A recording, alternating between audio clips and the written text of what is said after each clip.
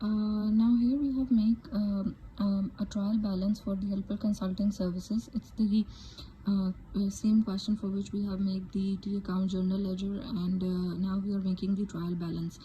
So the format is like we will write the name of the company, Alper Consulting Services. We will write trial balance, and we are making it for the date of January 31st, 2018.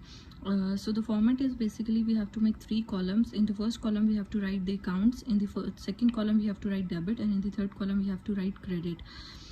In the column of accounts we basically have to write the titles of all the accounts that we had made in our ledger. For example, in the question we have made the ledger account for the cash account, capital stock account, rent account, office supplies account, accounts payable account, office equipment account, account receivable account, revenue account, and expense account. So we will write all the accounts title of the ledger accounts in under the column of accounts in our trial balance.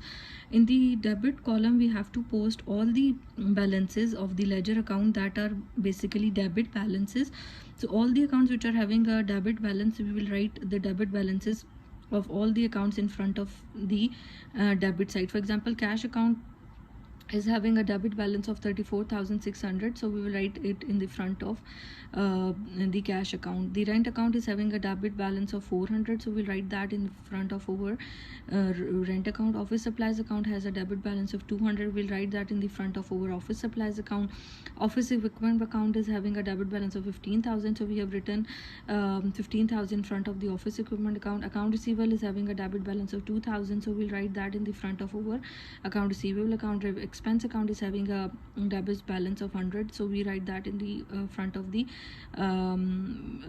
expense account. So we do the total of all the debit side. So the total of the debit side is 52,300. On the credit side, all those accounts which are having a credit balance in the ledger accounts, we will write the credit balance in front of the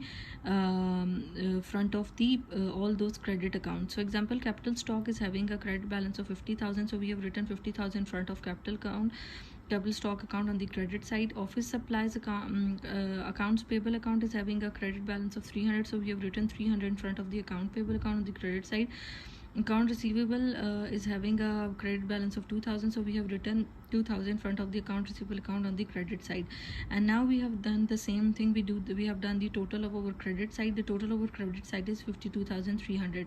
So as you see that the total of the debit side is equal to your total of the credit side. The debit side total is 52,300 and the credit side total is 52,300. So the debit side total is equal to the credit side total. So we say that our trial balance is basically balanced. So basically what you need to do is that it's basically a check. Whenever your debit side balance is equal to your credit side balance in your trial balance is ultimately balanced, and this is basically a check that you have posted and you have done the question completely right when your debit side balance is equal to your credit side balance in your trial balance.